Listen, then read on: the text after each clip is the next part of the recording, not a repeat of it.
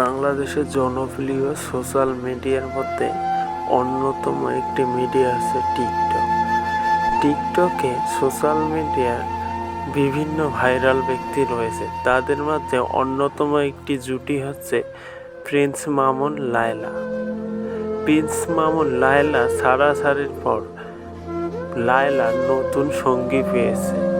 এই নিয়ে টিকটক প্রেমীরা এবং নেটিজেনরা বলাবলি করছে নতুন সন্তান দত্তক নিয়েছে লায়লা। লায়লার এই নতুন সঙ্গীকে সন্তান হিসেবে মন্তব্য করেছে নেটিজেনরা, যেখানে বলা হচ্ছে লায়লা সবসময় কম বয়সী ছেলেদের সঙ্গে বন্ধুত্ব করেন এবং যাদের সঙ্গে বন্ধুত্ব করেন তারা সবাই হ্যাংলা পাতলা চিকন হয়ে থাকেন। এই কারণে সন্তান সমতুল্য হওয়ায় তাকে নেটিজেনরা কোণাঘাসা এবং বলাবলি করছে নতুন সন্তান দত্তক নিয়েছেন লায়লা। অপরদিকে প্রিন্স মামুনের সঙ্গে যখন তার একটি সম্পর্ক একটি গুঞ্জন রটে, তখনও প্রিন্স মামুনের অবস্থা এমনই ছিল। তাদের সঙ্গে অনেক নানা প্রতীক্ষা নানা দ্বন্দ্বের মধ্যে ছাড়াছাড়ি হওয়ার পর নতুন সঙ্গী খুঁজে পেয়েছে লায়লা। এই নিয়ে নেটিজেনদের মাতামাতি হরহামেশাই চলে থাকে, যেখানে ভিডিও ফুটেজে দেখা যাচ্ছে নতুন বন্ধুদের নিয়ে অনেক আনন্দে মেতে উঠেছেন সেই টিকটকার এবং জনপ্রিয় ভাইরাল লায়লা। লায়লাকে দেখা যাচ্ছে তার নতুন বন্ধুকে নিয়ে রেস্টুরেন্টে বাসায় খাওয়া এবং বিভিন্ন টিকটক অনুষ্ঠানে আনন্দ ফুর্তি করা।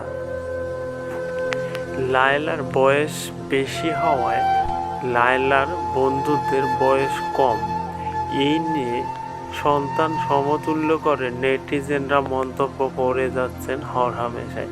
সেখানে নেটিজেনরা বলেই যাচ্ছেন নতুন সন্তান দত্তক নিয়েছেন লায়লা। মামুনের ছাড়াছাড়ি হওয়ার পরে এইবার আবারও ভাইরাল সেই লায়লা।